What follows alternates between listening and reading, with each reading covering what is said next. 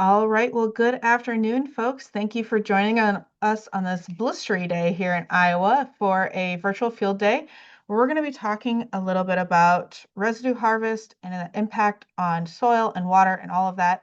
So we're thrilled that you can join us today.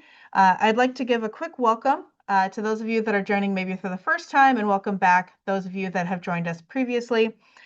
For those of you that don't know me, I am Liz Ripley, the Conservation and Cover Crop Outreach Specialist here at the Iowa Learning Farms, and we are based on campus at Iowa State University. We were established in 2004 with the goal of building a culture of conservation. And so we work with farmers and landowners, our researchers, and agency partners to explore, demonstrate, and research different practices that both improve water quality and soil health. And so this is all made possible thanks to our many partners, and they include our Iowa Department of Agriculture and Land Stewardship, our USDA Natural Resources Conservation Service, our Iowa Department of Natural Resources, US EPA Section 319, Iowa State University Extension and Outreach, the Iowa Nutrient Research Center, GrowMark, Conservation Districts of Iowa, the Iowa Soybean Association, the Leopold Center for Sustainable Agriculture. So I want to, again, thank all of those partners that have continued to support us in these last 21 years. And for those of you that haven't attended a virtual field day, or it's been a while since you've attended, the format, the way that today is going to flow is in just a moment. I'm going to show a video interview from the field, and then we'll have some brief discussion followed by Q&A. So today, the video will feature Dr. Mike Castellano, William T. Frankenberger Professor of Soil Science at Iowa State University. And we'll have a Q&A session here with Tomas Selachisa, a research associate in the Sustainable Agroecosystems Research Group here in the Department of Agronomy at Iowa State University. So if at any time you have questions for or related to this topic, I encourage you to submit those in the chat, and we will get those answered as we go along here. A few other things as we go along. Be sure that you're getting those questions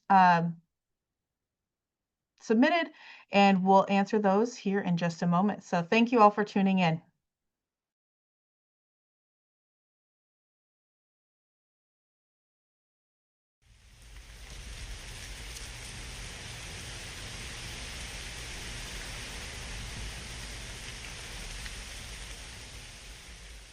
I'm Mike Castellano. I'm a professor of agronomy at Iowa State University.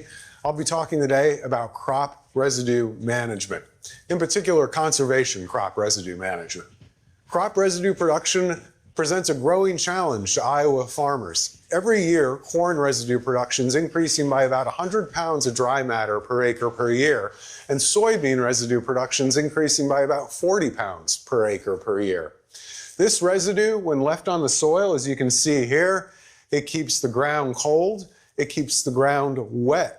This can delay planting in the spring, and a current challenge in particular is it also slows down nitrogen mineralization in the soil and can often result in greater nitrogen fertilizer needs, particularly when we're growing corn following corn. The current solution for crop residue management is often intensive tillage in the fall or even in the spring.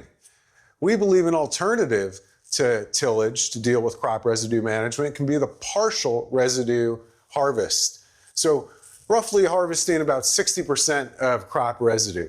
If we think about corn residue production growing by about 100 pounds per acre per year, corn yield is growing by about 2 bushels per acre per year. If the average yield now is about 200 bushels per acre, if we harvested 50% of our residue in a field, that would take us back to about the residue produced in around 1975, right? And so there really is growing opportunity to harvest some of this residue, particularly when we can find alternative uses for it. So, for example, livestock bedding or biofuels even. When we do harvest a portion of crop residues, it allows us to do a few things. We know the soil warms up faster in the spring, it dries out faster in the spring. That allows us to plant earlier, which results in increased yields in the fall, of course. In continuous corn systems, as I mentioned earlier, it can also reduce the nitrogen fertilizer needs of the following corn crop. So in fact, when we think about things like the soybean nitrogen credit, which is a term we don't like to use anymore, really it's a continuous corn nitrogen penalty. And one of the reasons why we call it a continuous corn nitrogen penalty is indeed, if we harvest a portion of the corn residue in continuous corn systems, we oftentimes reduce the nitrogen fertilizer needs down to rates that are similar to corn following soybeans rather than corn following corn. What we're doing at this research farm is we are exploring the effects of partial residue harvest from a systems approach. We have conventional business as usual corn soybean rotations with full tillage. We have corn soybean rotations with no residue harvest and no tillage. And then we have a corn soybean rotation with partial residue harvest and no tillage. We think that this is the system of the future, and we are making a variety of measurements on these systems. We're measuring things like soil temperature, soil moisture, and water flow and nitrate losses to our tile drains. Out here today, one of the particular things that we're interested in testing at this field is whether partial residue harvest improves water quality outcomes. How could partial residue harvest improve water quality outcomes? That seems like it might be a little bit of a surprise. We know that when we harvest a portion of the corn residue, it increases evapotranspiration. And the main driver of nitrate loading to our waterways is not the concentration of nitrate in the water, but it's the amount of water that's flowing to our tile drains. If we can increase the evapotranspiration by harvesting a portion of the residue, it may indeed decrease the amount of nitrate loading to our waterways. As I also mentioned, in the case of continuous corn, we may also get a concentration decrease too if harvesting a portion of that residue allows us to reduce our nitrogen needs, which long-term research from the USDA shows, in fact, that does happen. For decades, we have been encouraging residue retention as the conservation agricultural practice. But for decades, the amount of residue production has been growing. And so now there really is an opportunity to harvest some, not all, of our residue for conservation, especially if it enables us to switch to no tillage. Just recently, USDA is showing now a decrease in no tillage acres. And that is most likely due to decreased herbicide efficacy for the most part, but we believe increased residue production is also playing a role in that recent increase in tillage that we're seeing. There's a lot of barriers that excess residue production presents to the farmer. It has biophysical challenges where it keeps the soil cold, it keeps the soil wet, which is not good for early growing season production of our crops. It also creates mechanical challenges for planting into that residue. In soybeans in particular, a real big surprise is some very preliminary research from Iowa State University, funded by the Iowa Nutrient Research Center, shows that even harvesting soybean residue can improve corn yield and improve the nitrogen use efficiency of our corn. And we believe that it's due to that windrowing that we often see in our soybean fields, where we get poor residue distribution on the soil surface that creates particular challenges for early season growth in our following corn crop. We believe that there will be growing opportunities in the future to harvest residue as we find new opportunities to use that residue for things like biofuels, livestock bedding, and even some really neat alternative products like bricks and plywood substitutes can be made out of corn residue. We're very concerned by the recent increase in tillage, and we need to begin to think about new strategies for herbicide efficacy and weed management in our fields. We need to think also about the challenges that the high levels of residue create for planting and managing the following crop, which may also be contributing to the increase in tillage that we're seeing. So wind erosion, of course, is a concern because it's so visible. But really, tillage erosion is the thing that we need to be concerned about. And if partial residue harvest offers an opportunity to switch to no-till and achieve the yields that we can achieve with full tillage, there's really a great opportunity to actually reduce our erosion, because all our modeling exercises show us that if we have a choice, full tillage and residue retention or partial residue harvest and no-till, the clear answer for reducing erosion is partial residue harvest and no-till. So we have a little bit of a chicken and the egg problem here, right? Where we have a new and growing resource in the state, and we need opportunities to use that resource. There are a few operations in the state that I know of that are interested in residue harvest. Two that I could identify in particular are Verbio, which is here on Highway 30. They are harvesting residue for farmers, so they have the equipment, and they take that residue and they're turning it into biogas and putting it right in the pipeline. There's another company, New Energy Blue, north of here, outside of Mason City, that is also making biofuels out of the crop residues. Reintegrating livestock and crop operations would really also provide a solution towards finding a use for that residue. In fact, what we did with the residue that we harvested here is we brought it right to the Iowa State Beef Production Center across the field here. As farmers begin to better understand and better manage for the benefits of partial residue harvest, as this new resource grows and farmers are pulling it off the fields, we believe new opportunities for businesses will arise in Iowa to utilize that residue, whether it's for biofuels or other novel products. As we're recognizing the opportunity for partial residue harvest, conservation crop residue harvest to benefit agronomic production, increasing yields, reducing nitrogen losses to the environment, we're really trying to take a systems approach towards developing the best systems for this partial residue harvest.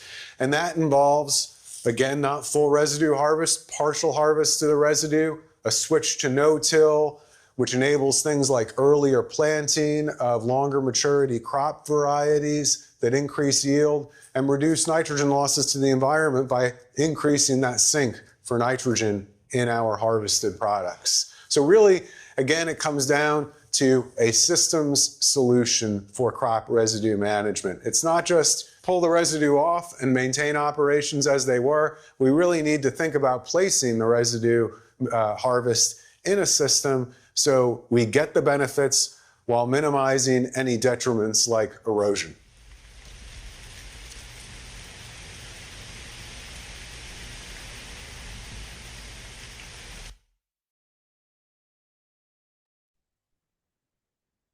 All right. Well, again, feel free to get those questions submitted as you have them. I'm going to now invite Tomas to share his screen and share a little bit more data in and around this research project. Okay. Hi, everyone. I'm sharing the screen. Can you hear me? Yes, you sound great. Okay, perfect. Well, I'm not Mike Castellano. I'm Tomás de la Chiesa, but we have been working together on this project, trying to understand which is the effect of this increasing problem. We believe that we have an increasing problem. I mean, the residue in the past was not a problem. We knew that we need to keep the residue in the field because to protect the field, to build organic matter. But with the increasing yields and the increasing amount of residue we have in the field, it's becoming a problem. Yeah, because we need more intensive tillage to get rid of the residue, right?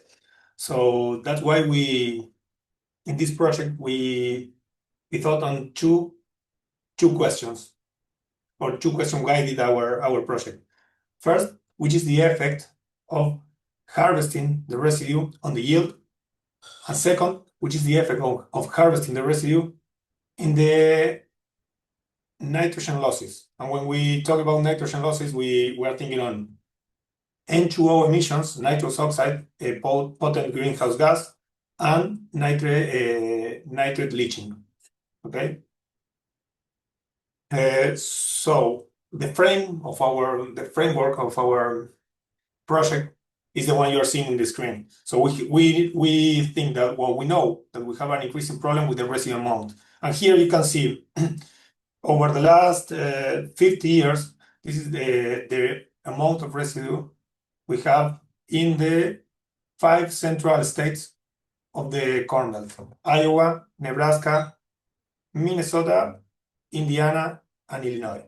Yeah. So this is the amount of residue that has been increasing linearly together with the yield, and this is a projection of how will the the residue increase in the future. Okay, so nowadays, as an average value, we have 11 megagrams of dry matter of residue in the field, and it will increase in the future. Right. So the current solution is the tillage, but the alternative solution is combining both no-till with residue harvesting. And now I will show you some results we had in our project. Here. So first, we still don't have our own data, but we collect data from many different databases from the USDA or different universities that have been making experiments with residue harvesting since 1980. So luckily we have a lot of data, and you can see here the location of the different experiments we used to answer this question. This is the same figure I showed you before. And here you can see the change in yield, in the maize yield in a corn sequence over time. So this is the change in yield, which is the effect of removing the residue of the previous yield on the following corn. So before the year 2000, we have like a negative effect. We have like a penalty, or the yield was reduced after harvesting the residue.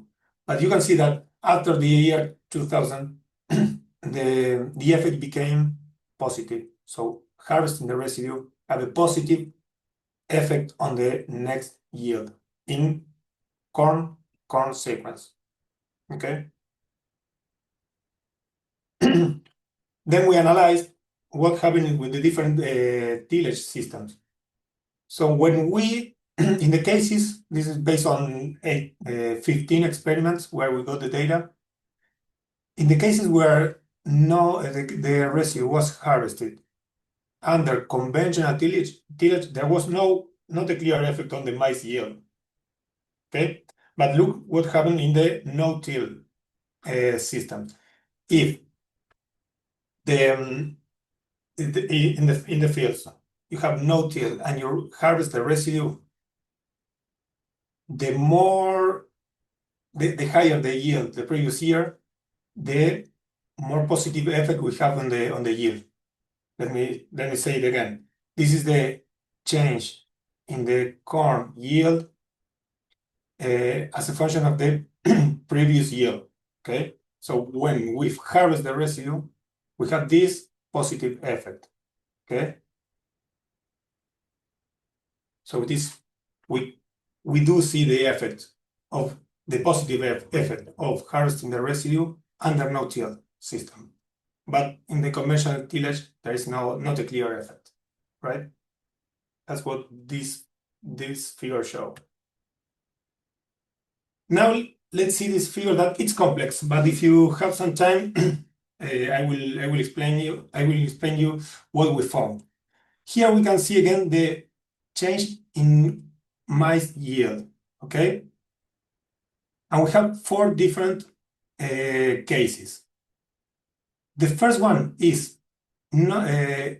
only applying no-till after conventional tillage. I mean, comparing the situation no-till and conventional tillage. There is no residue harvesting here. When we do that comparison, we have a 7% reduction in the yield in the following corn, right? This box here shows the effect of harvesting the residue if you are doing conventional tillage. So what this box shows is that if you do both tillage, you harvest the residue and then you tillage, there is also no effect in the yield in the yield of the next year. But these two following boxes are the more important. Why? Because this one, the third, shows that if you have if you apply both no-till coming from conventional tillage, you apply no-till and residue harvest, you also have no effect on the yield. If you do not harvest the residue, you have like a negative effect on the yield. But if you do both together, no-till with residue harvest, you avoid that penalty in the yield. So this no effect here we are seeing can be thought as a positive effect of the residue harvesting, because we are avoiding this reduction that we see with applying no-till. Finally, the last box here shows the effect of residue harvesting if you are already under no-till system. So have no-till, you harvest the residue, and there is a positive effect of the harvesting the residue of 6% in the yield. I mean, harvesting the residue in no-till systems increases the yield by 6% in the corn sequence. This was based on 178 observations coming from 13 experiments. That's what the numbers show here. Right. I know this figure is complex, but we can go back to, if anyone has a question about this, we can go back because it can take some time to understand it. The second panel here, B, shows is the same figure, but it shows the effect of on N2O emissions. So let's see again these two boxes here. If you harvest if you are in a conventional tillage system and you apply both no-till with residue harvesting, you can reduce the N2O emissions by 30%. That's a lot. With only these two management combined, reducing the N2O emissions by 30%, it's a great reduction. And the same happens if you are already doing if you are already under a no-till system and you harvest the residue, the reaction is also 33% in the N2O emissions, based on 43 observations from 8 experiments. Okay, so pay attention to these 2 or 4 boxes here. Okay, in the no-till system, if you harvest the residue, you increase the yield by 6% and reduce the N2O emissions by 33%. If you are doing conventional tillage and you apply the new system with no-till and harvesting the residue, you don't have any yield penalty, any yield change, but you are also reducing the N2O emissions by 30%. Okay, these are the results based on our meta-analysis. Finally, the last figure I want to show you is this to show you we still don't have the data for nitrate leaching, but we do have the water flow. Yes, so this figure shows the water flow from November 2024. In these two, this is an experiment we started last year, and we harvested the residue in October 2024. Yes, and this is in corn, and this is in soybeans. The business as usual represent the common management. Corn soybean sequence with residue retention and conventional tillage. If we apply no-till and residue harvest, we had a reduction of 22% in the water flow. Then we have to see the nitrate concentration to see, but we expect that the reduction in nitrate load will be even higher. And in the soybeans, following the corn, same thing. We have a 19% reduction of the water flow when applying no-till plus residue harvesting, and 41% reduction in the flow if we apply three practices together: no-till, harvesting the residue, and also advancing the planting date of the soybean. We believe that advancing the planting date from the soybean planting date, we can reduce the nitrogen losses as the leaching and H2O emissions, and we can also increase the yield. So this practice with the combination of these three practices together is from our perspective, the best option to deal with the environmental impact and increase the yield. And that's all I have to show you. Well, thank you so much, Thomas. So we have had some questions come in, so feel free to keep getting those questions in the chat box. Let me scroll back up here to some of our early ones. This question is in regards to other nutrients in the residue, asking how they should account for lost nutrients such as P and K and other micros and reduce organic matter production if they continually remove stover from fields. So the continuous removal, how does that impact nutrients overall in the field setting? Yeah, that's a good question. I think that K has like a very low harvest index. So you are removing a great part of the K that should be back in the soil. So replacing P and mainly K would be also necessary in this system. Yeah, for sure. I don't have any data to show you, but yes, I think that K can be like an issue here with this system. And has there been any like number crunching economics wise in terms of the value of potentially that residue used elsewhere or transformed into another product versus the cost of replacing those nutrients at the current? Can you repeat it, please? So is economics wise, does it make sense that they're removing them and selling this residue or using it for livestock bedding versus paying to replace those nutrients when that residue is removed?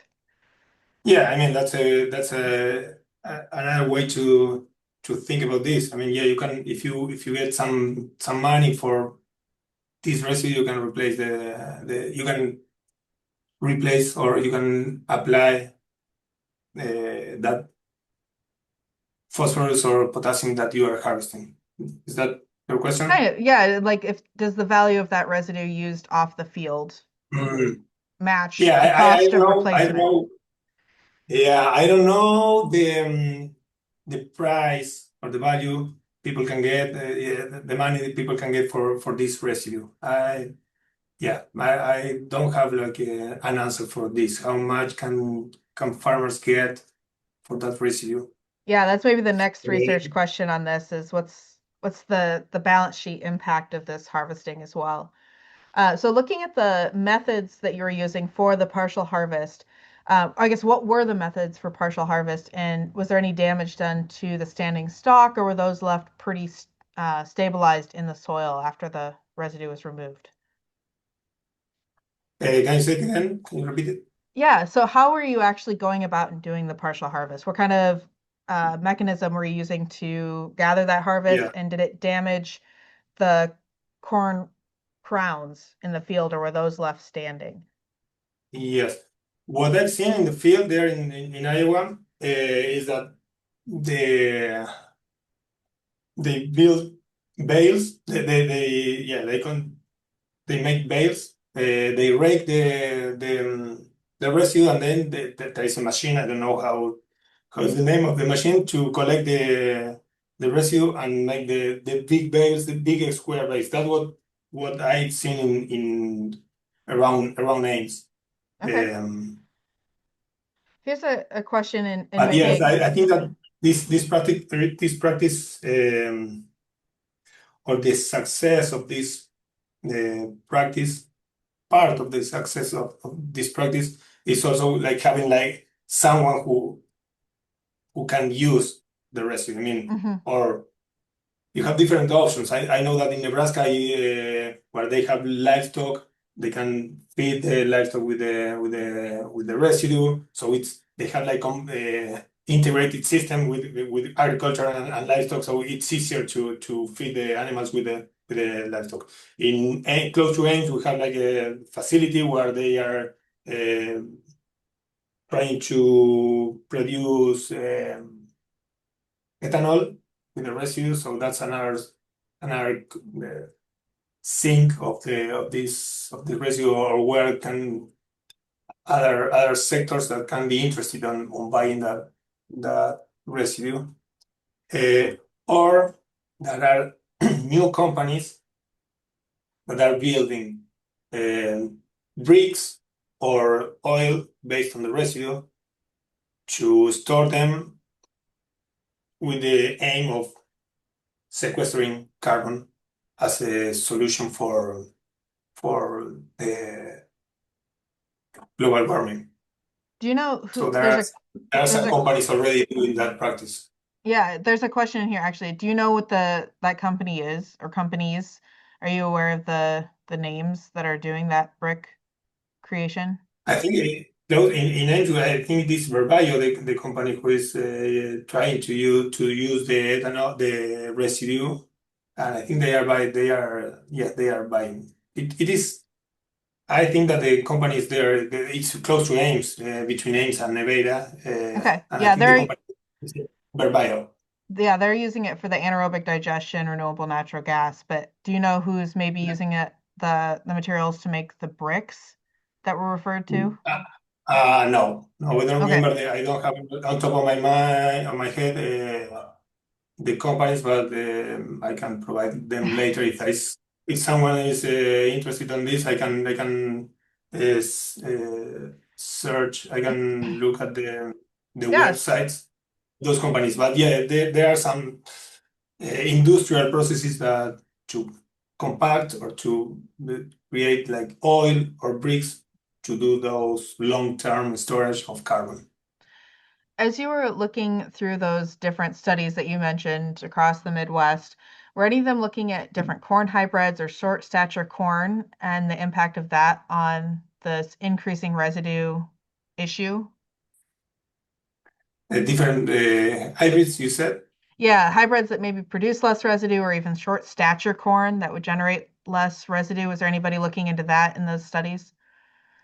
No, no, I haven't seen that. I know that I think that the, um, the short corn has a higher harvest index, I guess. So it has less residue, but I think it's uh, only a little surface is under those, or I mean those hybrids. I think that are not very used so far. Correct?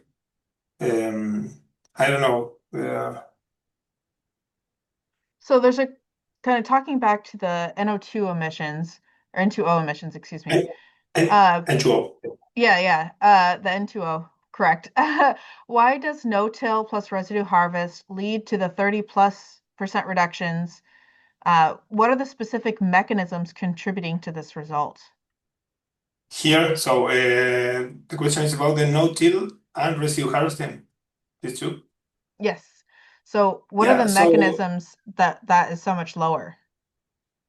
yeah, if you harvest the residue in fall, then you have in fall and in next spring, the soil will be wetter. First, you are reducing the nitrogen in you are harvesting some nitrogen in the residue first. But I think that the main process there, or the main driver of that reduction is that soil will be drier, or soil is drier. after harvesting. Okay, so if the wetter soils emit more H2O in that when you have in the freeze and thaw cycles in that region, and in spring when the snow is melting and when you have soils are saturated, you have or not sat or close to saturation, you have the pulses of H2O in that moment. So if the soil is drier, you can reduce, you have lower emissions. Okay, and so I think you alluded to it, but you are measuring the nitrate leaching as well. The data just hasn't been summarized for this crop year. Yes, this data we are seeing now comes from a meta-analysis from many different experiments. And many of them measure the yield. Some of them, they are up to 8. Yeah, they are 8, measure the N2O emissions. But the leaching data that I show here with this figure is from one experiment we started last year. So this is our first data. And as I told you, we already have the water flow, but not the nitrate concentration yet. We'll have it soon. And as I told you, I think that with I expect the nitrate concentration will also be lower with residue harvesting. That's what I expect. So the the nitrogen load finally will be even the reduction in the nitrogen load will be even lower. That's what we are seeing now. And I know not here in Ames for this local trial, but in any of the other studies, was there a comparison to strip till as well as no till, or was it just Still, conventional to no till? no, I haven't paid attention on that. Maybe there were some strip till and no, but I classify them as no till and conventional tillage. I mean, I think that in the conventional tillage I mixed, yes, I call it conventional tillage, but I mixed all the everything what is not no till. Okay, Okay. so that's the classification I did. And then, Yeah, and there is something else that I think, well, Mike, in the video, maybe Mike mentioned it, but I haven't shown any data here because I didn't work with that data. But there are some good experiments showing that the nitrogen, the optimum nitrogen rate is lower. And that result is consistent in all the 4 or 5 experiments we have in the region. After residue harvesting, the optimum nitrogen, the agronomic optimum nitrogen rate is lower. Okay, so we can apply, we need to apply less nitrogen after harvesting the residue. Okay, because harvesting the residue promotes a mineralization. So those papers, I didn't analyze that data in my experiment because there are only 4 or 5 articles showing that. But yes, they are consistent.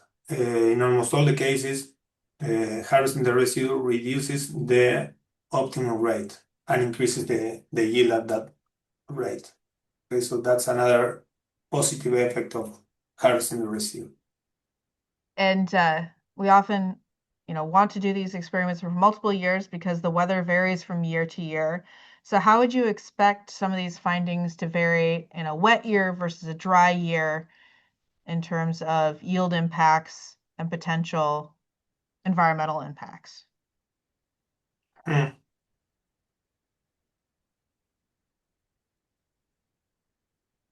Yeah, I think that the effect. I think that the effect will be the benefits of harvesting the residue will be even higher in wetter springs. I mean, wet springs that is common in the region delays the planting, and it's a problem for the field operations. So in that case, I think that the weather years or weather springs will have the higher benefits or the more important benefits of residue the harvesting harvesting the residue. Sorry. There's a question here about CO2. Were any of the projects looking at other greenhouse gas emissions and the impact on CO2 or even carbon within the soil itself, impacts of that residue harvest? Yeah, that's a great question too, because that's a concern we had with this project, because we are removing our we are removing the organic matter from the feed for our microbes, so it could be a problem. And there is a nice meta-analysis, a worldwide meta-analysis showing that harvesting the residue decreases the carbon stock in soils. But, and that's the key point here, in the US Midwest, they didn't see any effect on the carbon stock. Why? That's because in that region, in the Midwest, we start with very high levels of organic matter in soil. Winters are cold, the decomposition is slow in winter, or even null. So yes, generally in other places of the world, harvesting the residue can be a problem for the carbon stock or the organic matter. But what we have seen in the Midwest is that there are 2 or 3 experiments that show that after 10 or 13 or 15 years of residue harvesting, they don't see a reduction in the organic matter stock or in the organic carbon stock in the field. So that's an important point here in this project. So in Ohio, for example, there were some reduction after harvesting the residue. But in Nebraska, Iowa, Minnesota, long-term experiment didn't show a significant decrease in the organic matter after many years of residue harvesting. But that's specifically for the Midwest. We cannot extrapolate this for any parts of the world. So I had a couple of questions come in regards to cover crops, adding them into this system. And there definitely be some trickier management choices to try and add in a cover crop with residue harvest.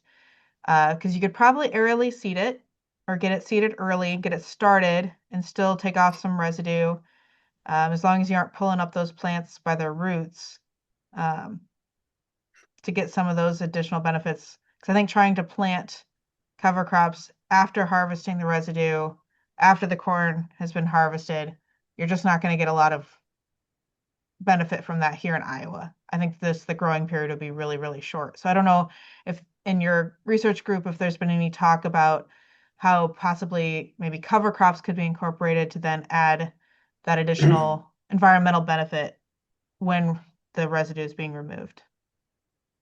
Yeah, I mean, combining all these practices is we are adding more and more practices. So cover crop could potentially be included in these systems after residue after harvesting the residue, you can plant a cover crop, or let me see, but it could be planted even before harvesting. And I think that's a better idea. I mean, we have seen that from the H2O emission perspective, planting the cover crops before harvesting is much better, because you increase the nitrogen uptake early in the spring, right? Early in fall, sorry. So you can the nitrogen is retained in the biomass and not and it's not there in the soil, susceptible for the emissions. But go back to your question. harvesting the residue can have a positive effect on the rye or in the cover crop because again, soil will be warmer and hotter, and that can improve the um, the growth of the cover crop. We still haven't tested this because that implies like a combination of many other practices, but we believe that um, if you can plant the cover crop before harvesting or right after harvesting, um, you can potentially reduce even more the N2 emissions and reduce even more the N2 emissions and the nitrate leaching. Yeah. All right. So with that, feel free to keep getting your questions in, but I want to give folks an opportunity that if you attended today's virtual field day for a CCA credit, you can submit that request to my email. I'll put it in the chat here, but it's also on the screen by 5 p.m. today, and I will get that submitted on your behalf to earn that CCA credit. And then I'll leave this up for just a little bit longer if you need to take a screenshot or want to take a picture. But again, my email is in the chat. You could find it there. Send that in by 5 p.m. today. For our frequent visitors to the webinar series, you've probably already done this, or if you attended a virtual field day earlier and already have, thank you. But this is a voluntary demographic survey that we ask our virtual attendees to fill out as part of a USDA funded program. So you can scan the QR code there. It's a very simple, short survey, or you can simply type in this URL, iowalearningfarms.org/survey. Really appreciate everyone who's filled that out so far this year. And I encourage you to join us next year already. We're talking to some folks from the Grass to Gas project on January 22nd at 1 p.m. Central. We're going to be looking at comparing greenhouse gas emissions of feedstocks for bioenergy production. So it actually ties in well with today's discussion of using corn stalks for biogas. Here they're looking at different types of feedstocks, including corn stalks. So please mark your calendars to join us in January. So let's see if I've got any more questions. Oh, and one other comment for folks that were curious about the bricks, I did share a link that someone provided in the chat to everyone where they're looking at corncrete. So this was a couple years back. So you can check out that link in the chat as well. And let's see here. I guess one last question is, did you look at all the effect of like combine settings on that windrow effect? How potentially that would impact the distribution of that residue compared to simply harvesting it? Yeah, that's a good question, but no, I mean, I didn't work with the combine, so we can look at that management for.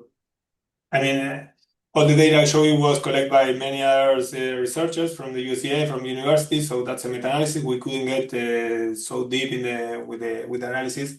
That's the combined management is not part of the data we have. So I don't have an answer for this, but it could be like a good idea to explore too, for sure.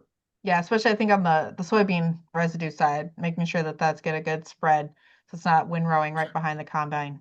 Some Yeah. comments that were shared at a no-till field day we had a couple weeks ago. So thank you so much, Thomas, and thank you everyone for joining us today. Again, hopefully you can join us in January. We have a whole series of virtual field days coming up for you in early 2026, and we wish you a warm, as warm as can be, the afternoon, and take care, everyone. Thank you so much.